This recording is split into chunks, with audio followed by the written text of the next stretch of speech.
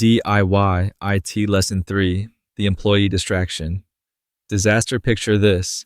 You've designated Sarah from accounting as your unofficial IT manager because she's good with computers. Sounds smart, right?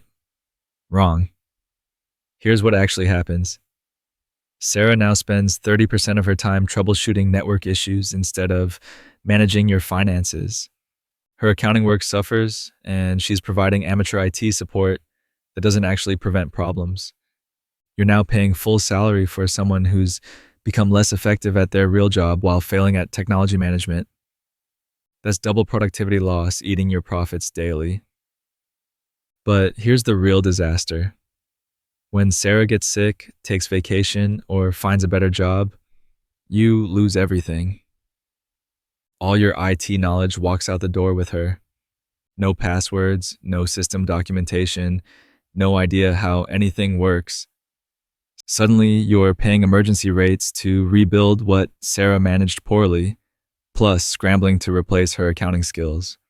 One person leaving creates chaos in two critical business areas. The businesses that thrive don't burden employees with responsibilities outside their expertise.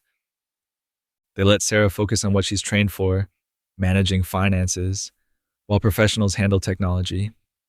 Your employees should be generating revenue in their areas of strength, not struggling with IT problems they're not qualified to solve. That's how you maximize productivity and minimize business risk. Stop creating single points of failure in your business. Professional IT management protects both your technology and your employees' effectiveness.